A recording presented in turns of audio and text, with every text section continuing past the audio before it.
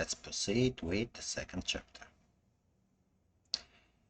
Your headache rages with fire's second wind, and every step is a hammer and nail in your psyche. The stranger's second space only makes matters worse. His arms like a vice grip, dragging you down a maze of twisted alleyways until at last a string of paper threads appear. Voice in a sickening sea of night. The cherry glow of a red lantern lane. Within the waves of jasmine and sandalwood incense, memory washes fear away. This might be the only place that could convince you to keep on living, even just for a night. The gas mantle above the door fills you with fondness, cleansing the rust of your mind, gouging hand over. You've arrived at the Red Water's Den, the only place you've ever felt at home. No need to be pulled along now. You'll go inside willingly.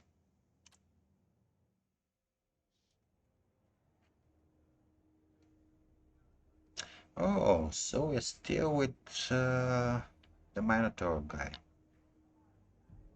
Happy now?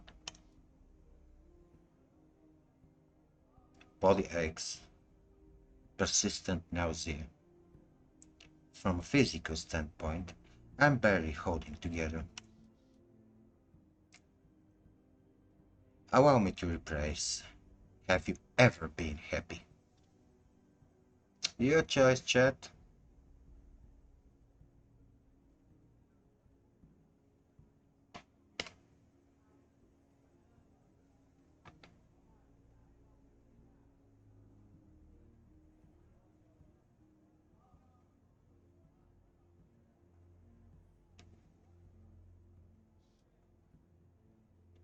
Okay.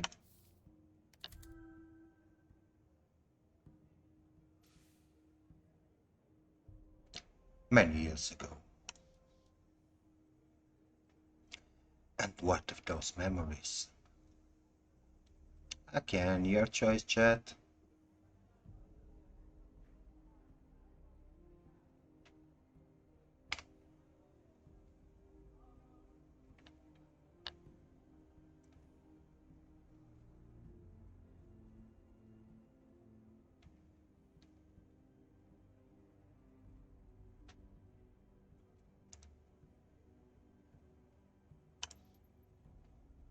I should let them go, but how?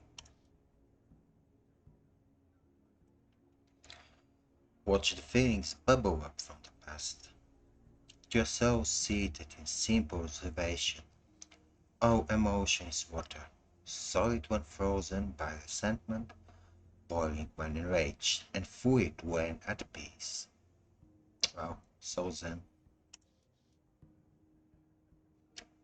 Accept the pain. Do not let the mind attach to it.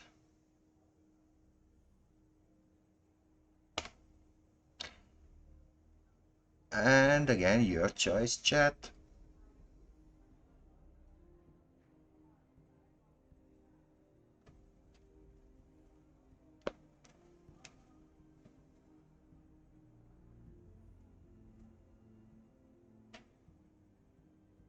Okay, look. Yes, there's nothing else I haven't tried. That this might be the rock bottom. Withdrawals. They can muddle our heads and make us weak. Don't worry, you'll feel better soon.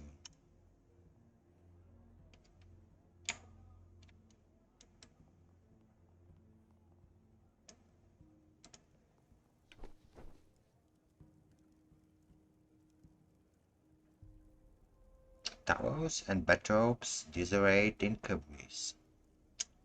And we don't really have a choice. I could change into something more presentable here. but I pawned my extra finery to cover the waistband. No regrets.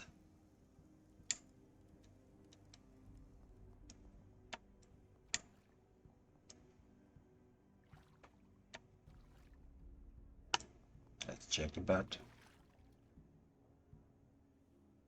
Okay, shall we take a bet? I took one just before starting my stream. But then, I'm not my character.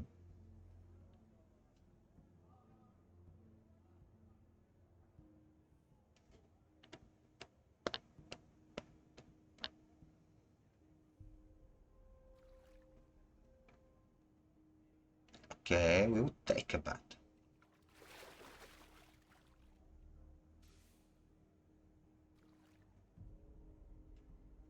And this actually raised our hope. How about not smelling like vomit and cane rats? We shan't offend the ladies. Cool stuff. A glittering tree swamp pins through the grass. I'll hurt my eyes if I keep staring at this.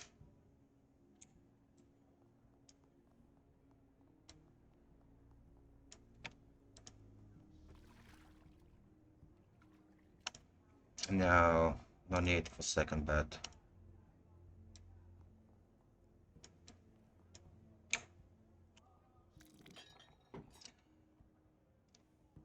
A brass-linteled mahogany bar lined with candles, casting eerie shadows on the centaur behind it.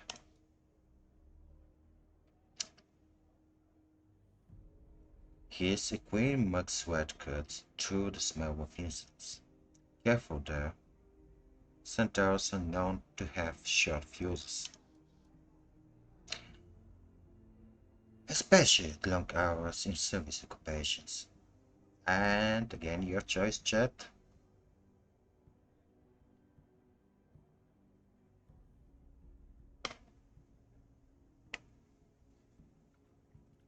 I don't really want to be racist about the centaurs.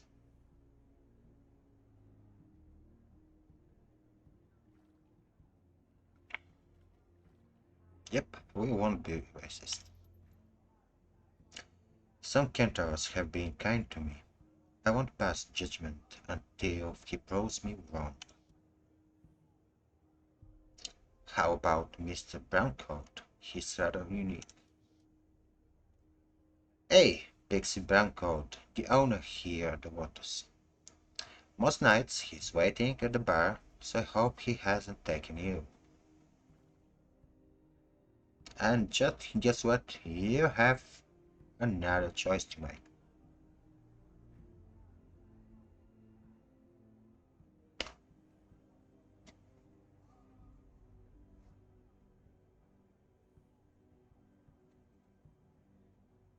Okay. Fortune favors the boat. Let's get this over with.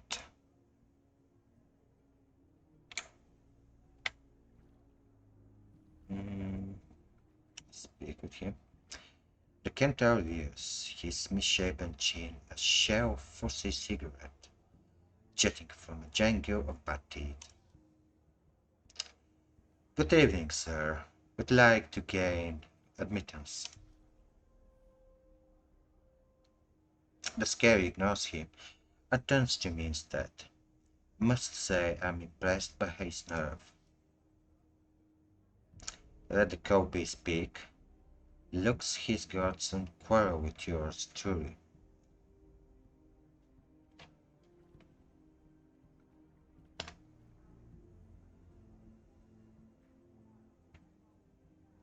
Oh, this is so bold.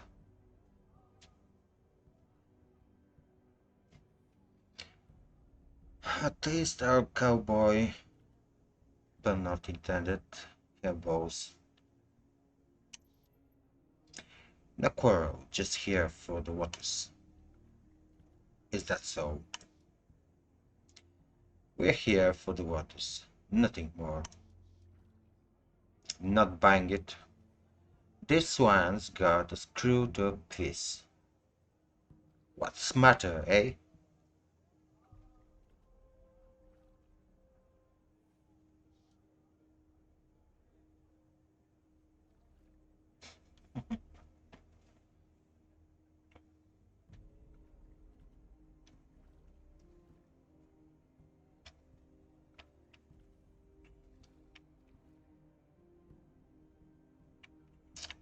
No votes from the chat.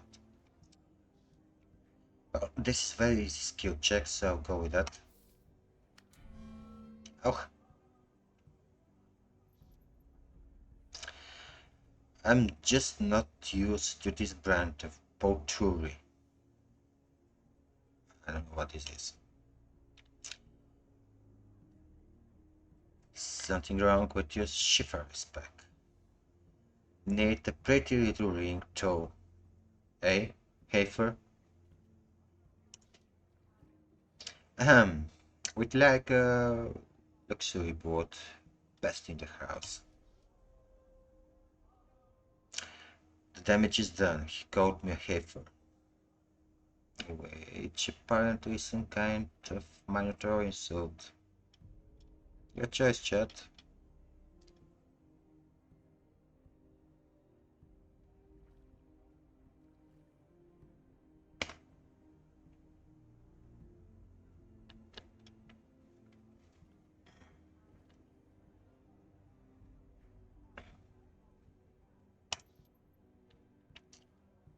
That's quite a vocabulary, but it won't matter once Bixby shows up.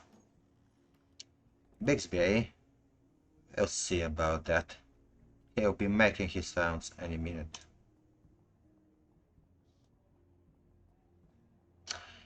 Outroads. Mr. Browncoat surely come to see what the fuss is about. He wears a long face countenance, a gold pocket watch, and a water-tint pince nez on his aquiline nose. Despite his careful breeding, the difference of life lived in the margins shows on his face. Hello, hello, what do we have here? I've not even started my rounds, and already there's a scuffle in the foyer.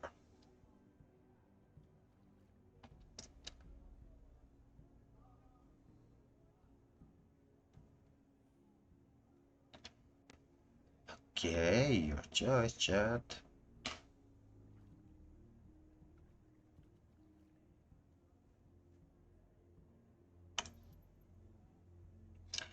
Sorry there, Bixby, but the bouncer was just saying how minotaurs are no longer welcome in a fine establishment. And why not? A minotaur is welcome here, just like any other customer. Oh yes, I'm sorry, Mr. Browncoat, I should know. We'll talk about this later. As you can see, there are clients to entertain. Bixby darts a disapproving look at the bouncer. I suppose good help is hard to find. But rest assured, you have a private boat and a bottomless hot tea on the house. Now, gents, let us away to the Lotus.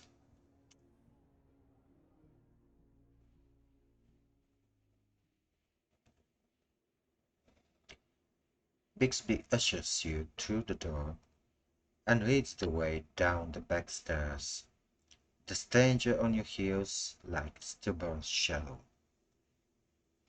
The red waters is draped in a haze of pale smoke, dotted with flickering candles and incense glowing like cinders in the night. The smell of burning opium is dark and rich, like a batch of furrow biscuits with a sharp afterbite. The pale red glow from the Chinese lanterns paints the space in perpetual twilight. It's easy to lose track of time within these walls, wearing away your days in a blissful waking dream.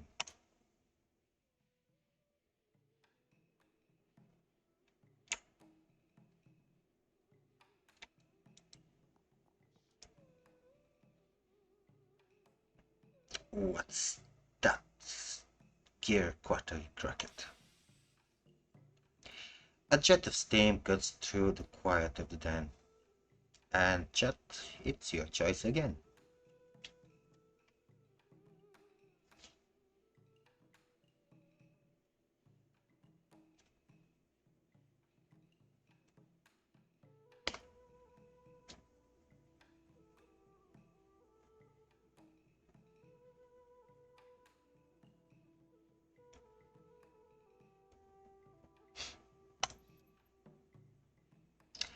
What's an automation doing here? It's not as if it can partake. If Minotaurs are welcome, then why not tin wheels? Sorry there, didn't mean to startle you.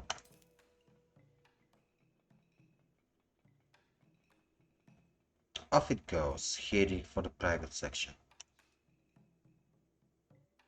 And where's that masked stranger get off to?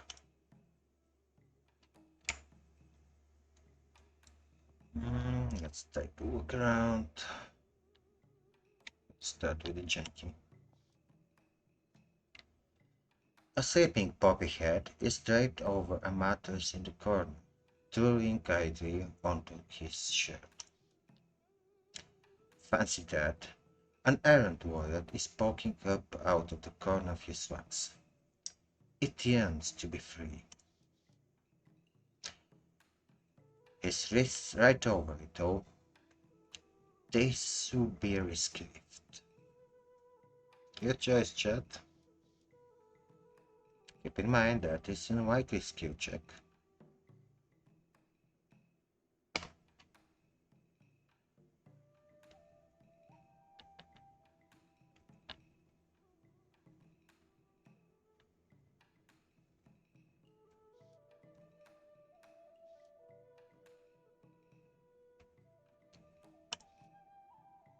Better not.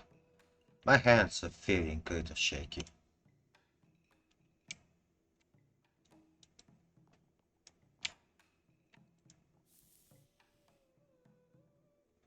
Sticks of heady incense waft in the air, always burning no matter the flow of customers.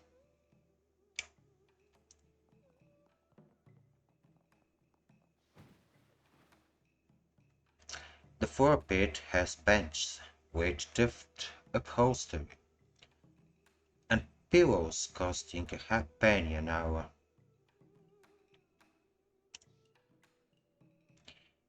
It's too late. It's so late that most of the patrons have gone to sleep. Just before sunup is the only time the Red Lotus is empty.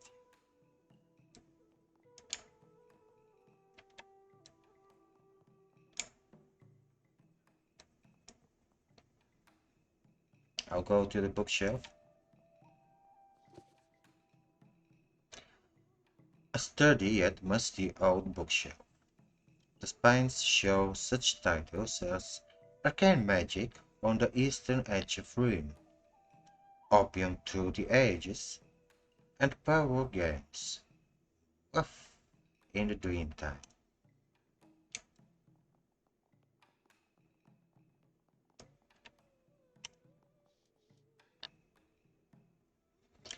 Two Rocksmen, blissfully free of the waking world.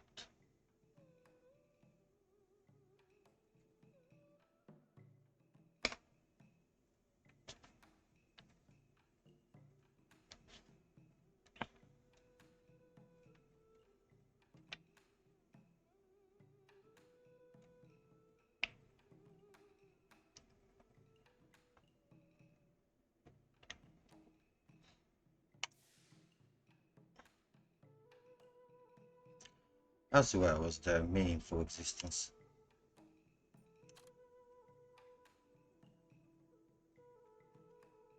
Okay, we're content.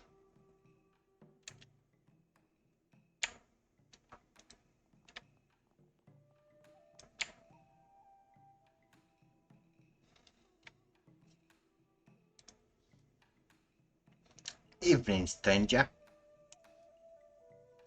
The tour has a warm and amiable look, with a set of crystal blue eyes, sharply intelligent, and a red mustache that is so full it could grow out of his face and build a cocoon. His beard is elegantly braided in the common style. I finger the brass rings in my own goatee, which is coarse and stringy by comparison. How do you do?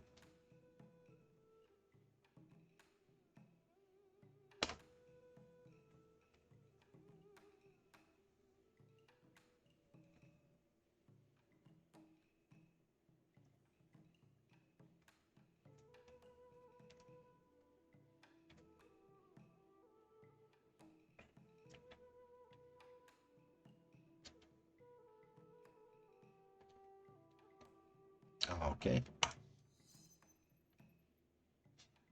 just fine. Some kind of inventor, are you? Aye, name's Theodore Redgrave, Brotherhood of Boffins. But call me Teddy, most people do. Oh, have so much choices, chat.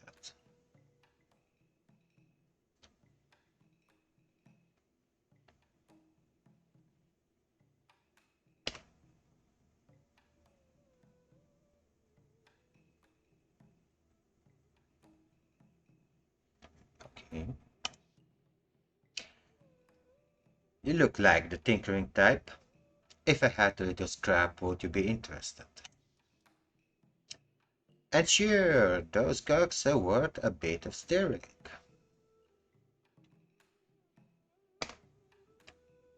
Shall we sell?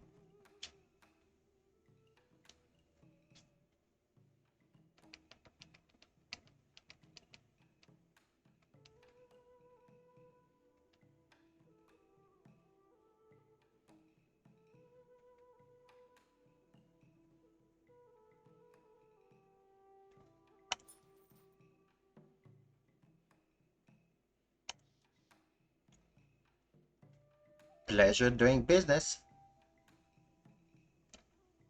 And we have another choice.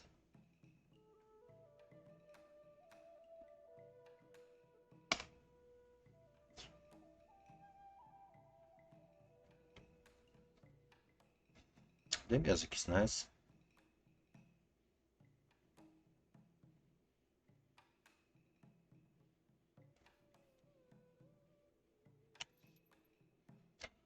Your automation, has it got a name? This here is Otto. Perfectly friendly he is, if a little odd.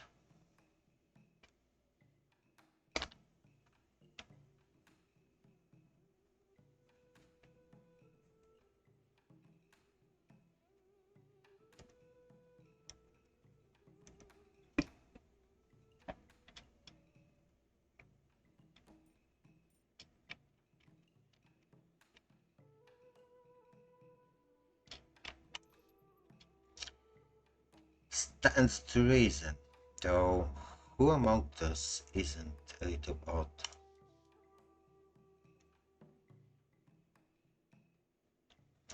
It's truth, if I've heard it. What can I call you, sir? Atticus Daly. Daly pats the automation with his fat paw. Mr. Daly, from the both of us, it's a pleasure.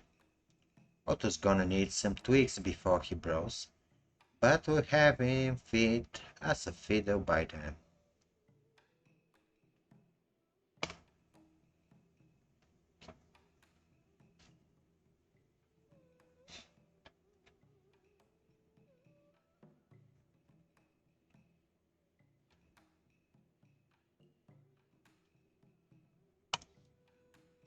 Bros, you must mean the pit fights. Hey, the waffle pits to be precise. See, I'm a hunter fell beast and monster. After the pit fights, those outlaws are all tatterdemanian. Much easier to take in for a bounty. Only 3 days here, the moon is full belt. Better have a good mind to who you're betting on. And another... Oh, was it? Okay, nobody voted for this, so I'll go with Spryness. That's quite an occupation. Must never be a dull moment. That's true. I just knew we're a man of culture. And that's on top of having the kind of stature I look for in a cove eager to be on my docket while partaking in pit fights. A fetching coffer, though I don't want to commit just yet. Besides, the stranger won't want me to be led astray by such endeavors. He strikes me as the kind of fellow who'd cross oceans and deserts while giving chase to his quarry. Good night then, and good luck with that contraption of yours. What else we have here? Another gentle customer on a journey to the land of Nod. Another chicken asking to get plucked. Perhaps I'll have a riffle through his pockets. And it's unlikely to succeed.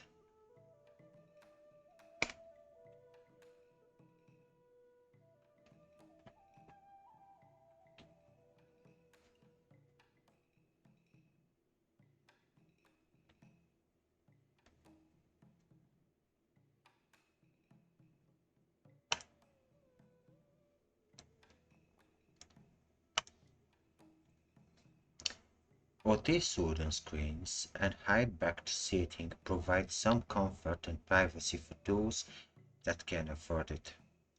The boots are made of luxurious calf leather. Calf leather. My poor brothers and sisters skin for creature comfort. The leather is well oiled and pushed with dimpled riveting. Delicate china and exclusive menus on the dance offerings are available here for those of a more discerning taste. Seems I'm in for a treat on account of the stranger's pocketbook. As fat as a Christmas goose. Let's show it restraint.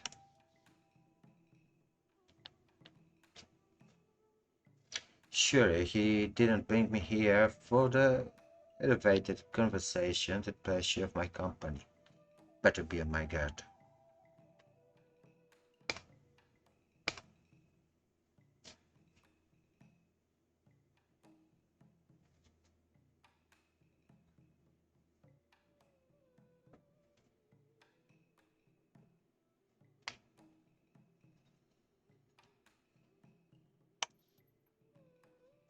I have to admit, I'd rather be in a cozy private boat than a vomit-soaked alleyway that bad.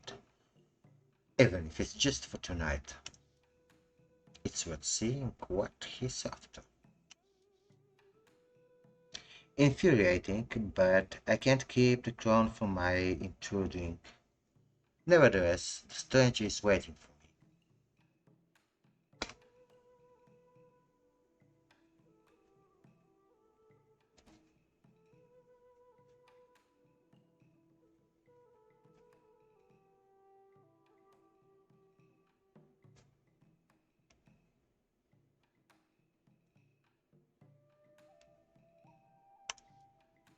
Let's get on with this.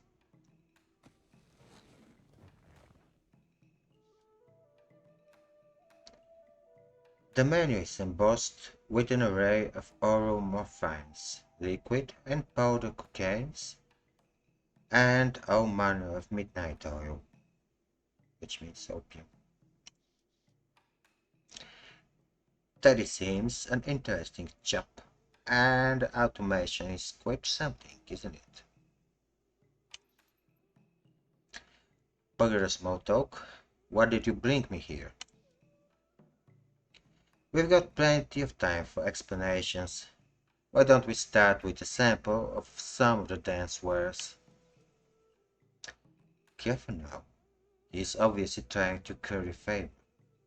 Although, it would be good to loosen up. With so many dear, poisonous variations, it's hard to decide what will hit the spot. I must say I'm impressed with your discretion. I would be told just any fix will do.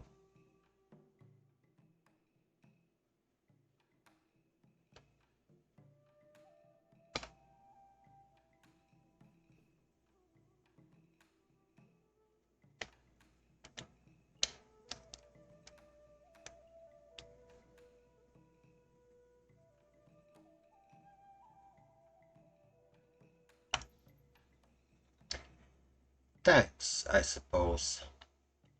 But I know it's not from the kindness of your heart.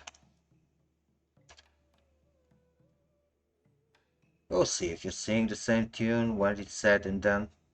Now then, while you think about the entry, I'll prepare the appetizer.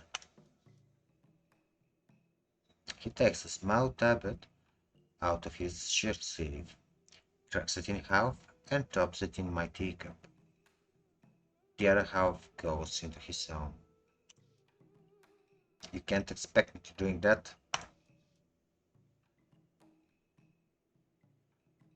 Half and half. An equal dose. I won't kill us both. Now, would I? Your choice, Chet.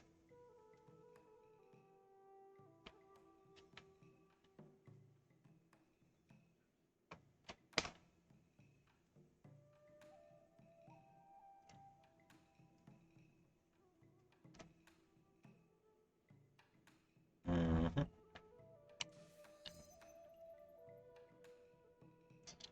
Wow. Was 20 hope. Well then, cheers to not killing anyone.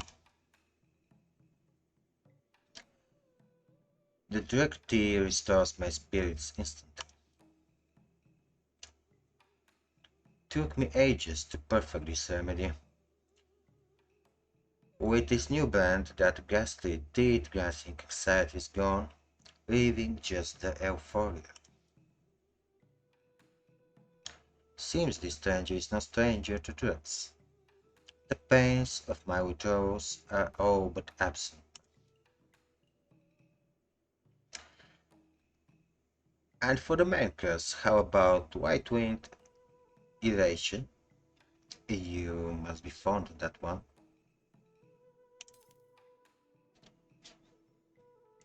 His light-hearted confidence seems like a front. I get the feeling he knows you better than he's letting on. Any sort of psychic barrier is useless. The bothersome hack won't leave me be, and here I am, face to face with the telepath. Enough of this facade. Not only you did pick my vocal place, but you pretend to suggest my favorite brand, like it was a lucky guess.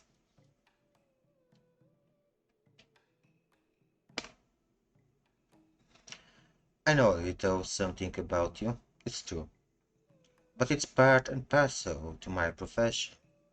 I keep tabs on people who pique my interest.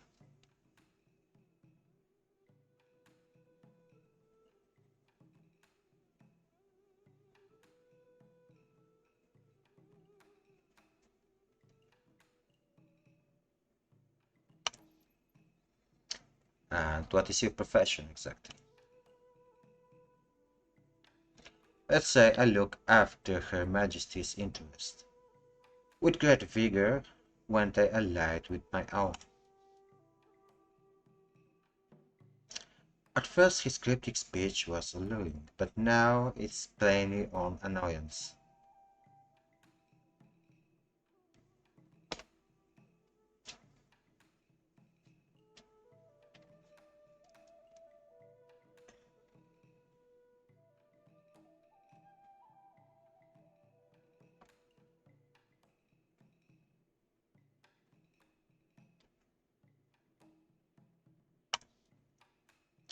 On with it then. You have tried my patience long enough. Very well. I already know of your life as a Rodneck and a panhandling mage. But what about before that? What about the Sacred Heart? I don't have any idea what that is. Oh, the orphanage. And we don't really have a choice here. It was where I grew up, before I looted the nun's coffer and took to the streets.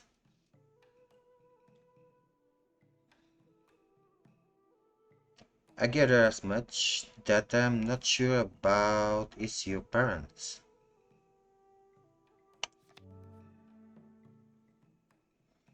This character has gained a retrospective trait, and I will now be able to select dialogue options that require this trait. Okay. My mother likely gave me up because she couldn't pay my keep. And I suppose my father either died or walked out on us. So the sisters never told you anything about your parents. I can't say for sure, but it's too bloody unpleasant to think about.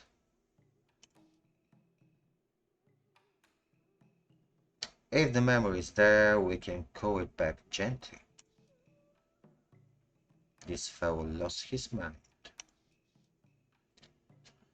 Something occurred at the Sacred Heart that you've forgotten. With the help of an opium dream, you might recall the details that will lead you to your mother.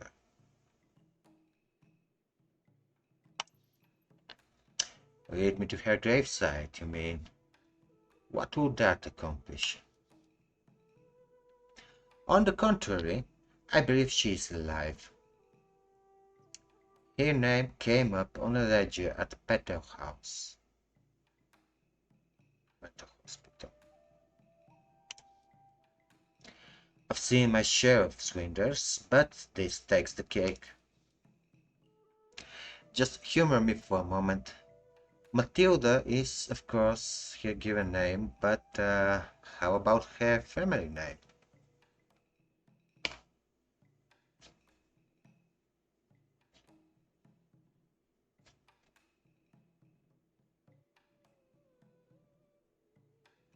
Okay.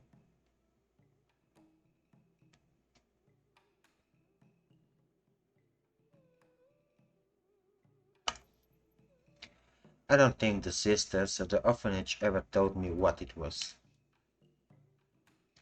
But if you could recall Matilda's family name, and it's on the record at the orphanage and matched the ledger at the Petter House, you could prove her identity at the hospital, and by claiming kinship, set her free. That means digging up memories of the Sacred Heart. Not exactly how I thought the night would unfold.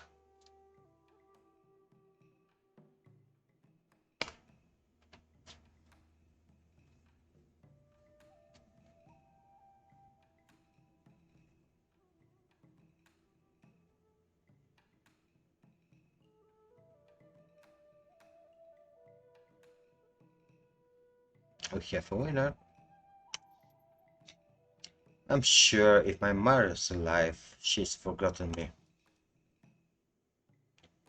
I don't mean to sway your opinion, but unless you can think back to those troubling times, then you won't be worth more than the price on your head. A bounty, I'm assuming you'd be happy to collect. That's right. But less desirable. It's another way to ensure that I won't have wasted my time. He's offering me a chance to live, but only if I can throw up those memories. So what will be? The dream doors and the voyage between the banks of memory, or the dead doors and the end of your days? I don't have any choice here.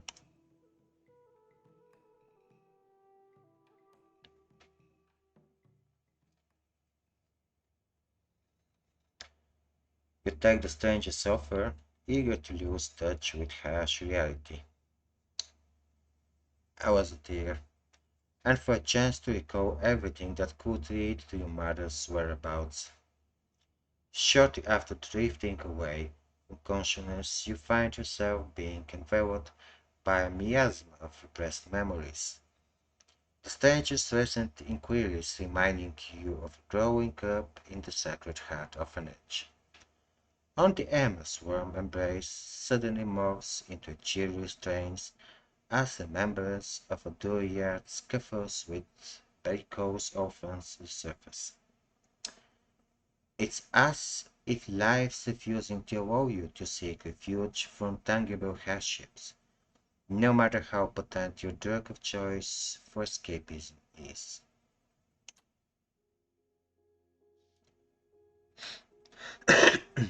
This place.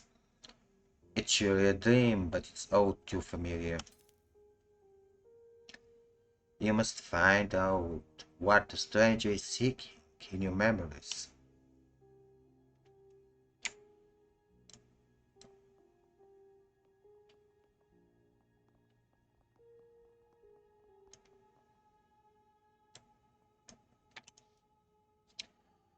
The open arms of the angel were purely symbolic. I never had a home in this dreadful place. I had to grow a thick skin in my younger years, even if it made me more socially impenetrable.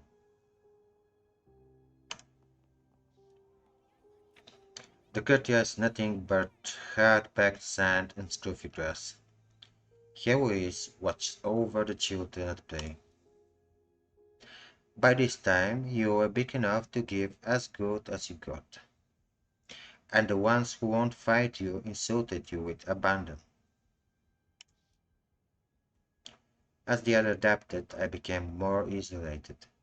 I often thought of running away. Atticus, you'll be 12 years old in a week's time. There's something I need to tell you. What's the difference? I'm getting out of here as soon as I can. No, Atticus. Let's hear what she has to say. It's about your mother. I should have told you sooner, but I didn't know how. I'm sorry, Atticus. I wish I'd been more brave. At least you're telling me now, before I quit this place. The day you arrived, there was a ring wrapped up in your blankets. You're old enough to have it now. And your mother left this too. He always hands me an old piece of parchment. A note from my mother. Can you make out what it says? Chet, your choice.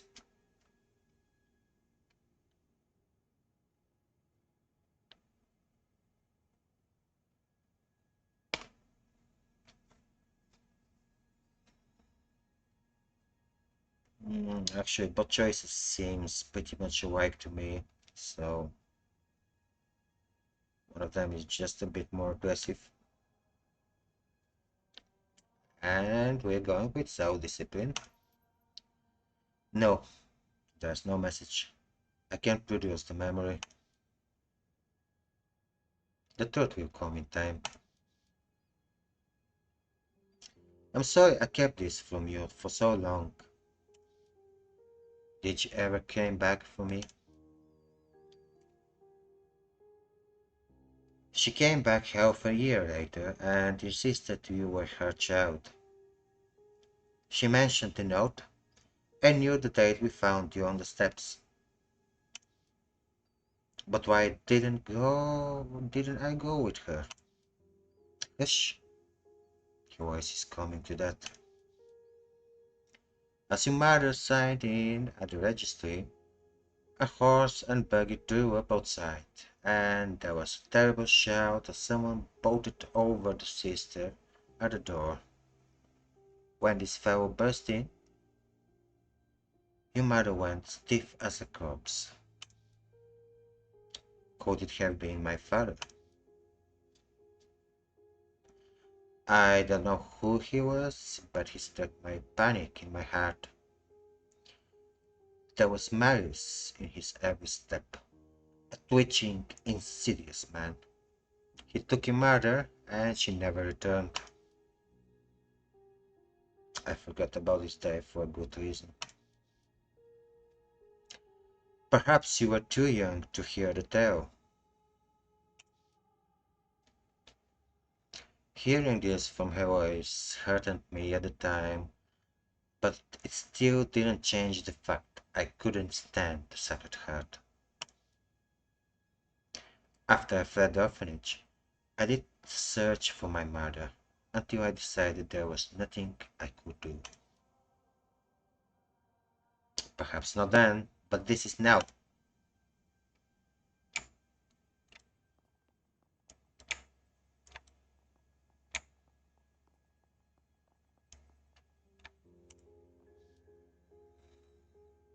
The bits of carrot chalk were the most sought after. It's too bad that they were so often wasted on crude drawings.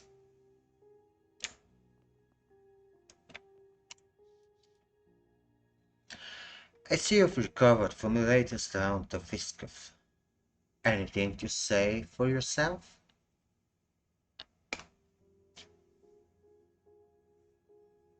Yet another choice.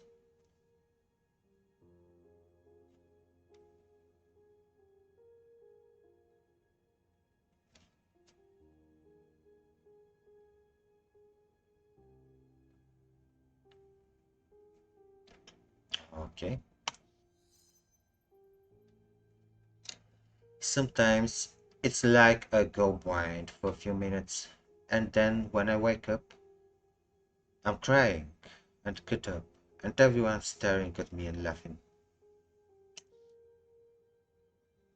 You poor child, you've suffered long enough. It's time you learned what your bloodline is capable of. Must be another point to get me to stay. But I'll be 13 in a few months, and then I'm running away for good. Being singled out as a minotaur, always having insults thrown at you. It's terrible. The bright spot is that you have the gift of magic, and you can develop your talents if you study the tarot. She fans out the colorful cards. They seem to buzz with eerie electricity. Look closely at this card, the Magician, a symbol of new beginnings. One arm to the heavens and the other towards the earth. He is conduit between the spiritual and material realms. The magician transmutes potential energy from its ethereal state into perceptible forms.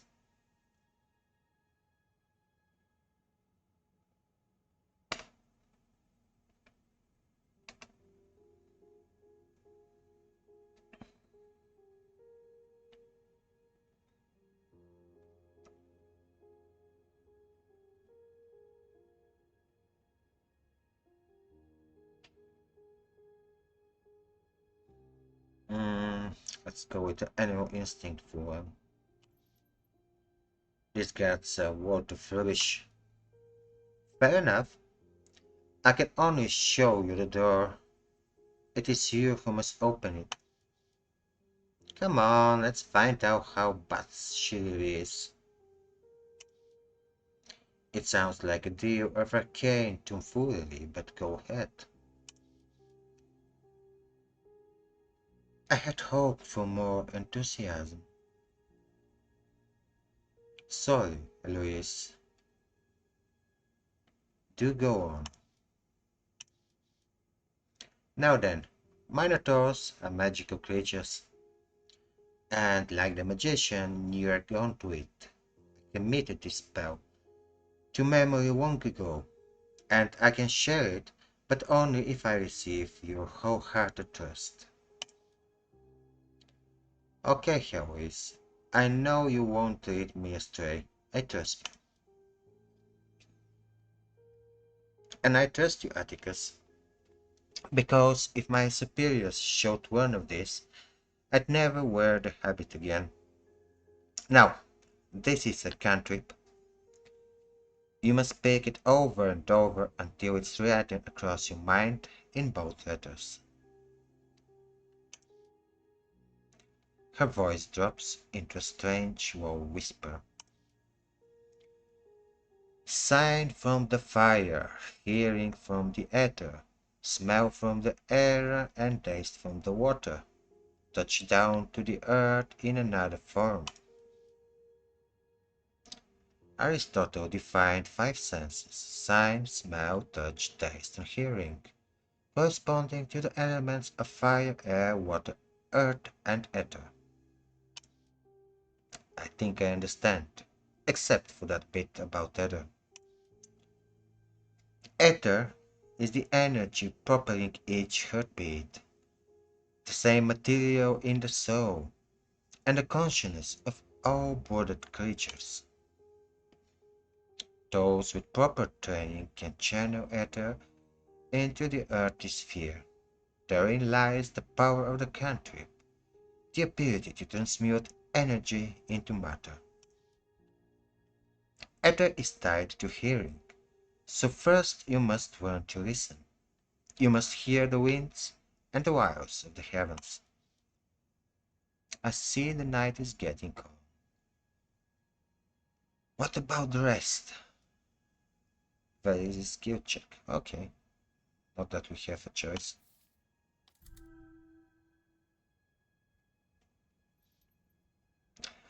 I held my hands over the tarot cards and we sat quietly until I heard a voice like an oral mirror, as if the words were backwards. Then I felt my lips moving, and when I opened my eyes, we were breathing the words of the cantrip in unison. The memory cuts to the quick, but it's still intact. Well done, moving right along. Is it time to wake up? I dare say I'm ready to this to be over.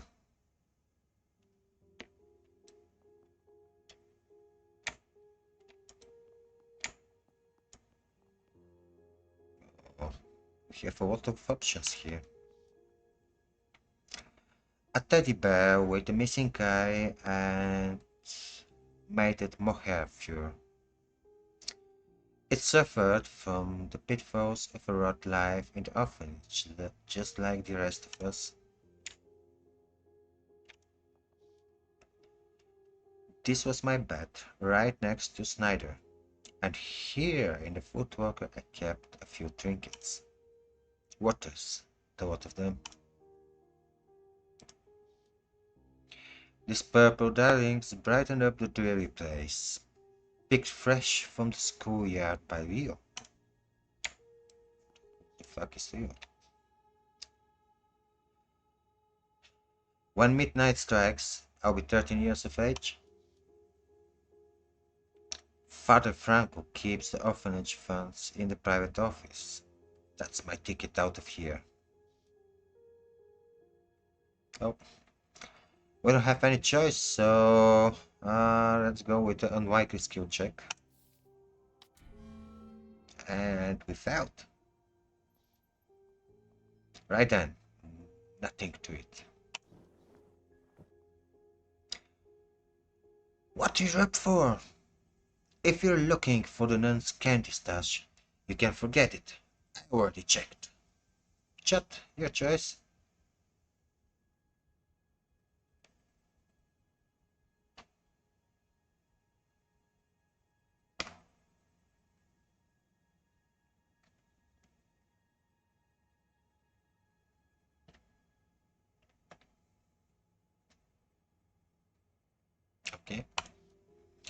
Say, Snyder, isn't old Franco due to give you a thrashing in the morning? I don't. What?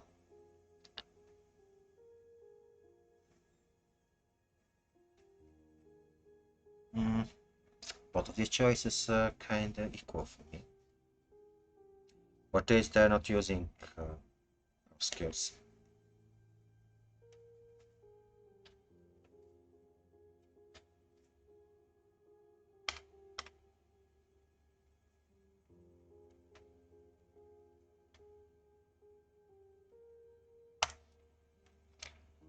You ruined his investments, remember?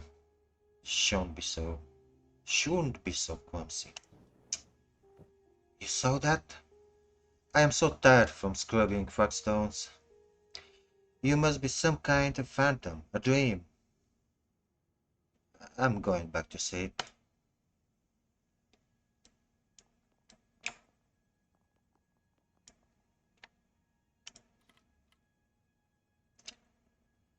There's enough here to get me started on my own. I'll put 100 leagues between me and the Sacred Heart. What was that? Sounded like it came from the hallway. The house is roused. I'd better make my exit.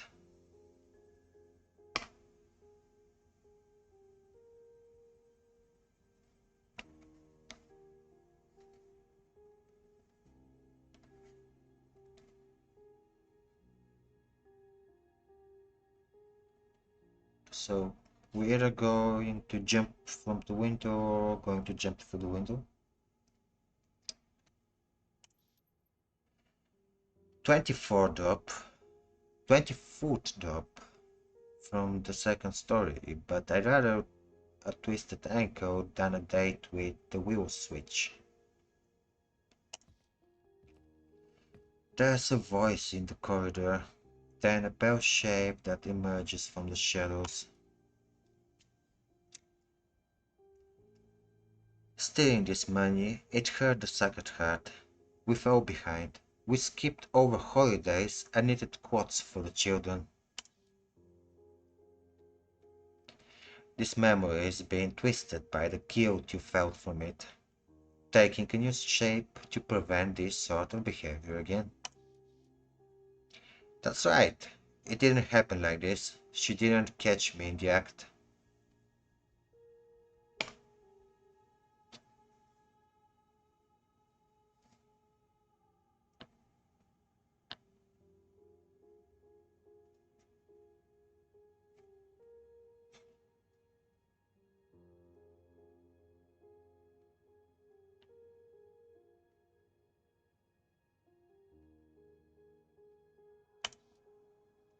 I needed this money. How else would I have made it on my own? The same way that we made our way without it. But alas, my child, the past is the past, and there's only one way to make it right. And now what? Normally, I'd say that drifting into deep sleep would be a merciful release from reviving such memories. Yet something compels me to push on, to be put through the ringer, to face that greatest of foes, myself.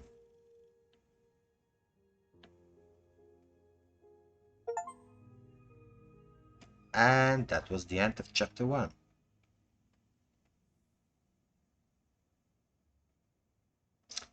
Okay, so before we proceed with chapter 2, I'll take another break.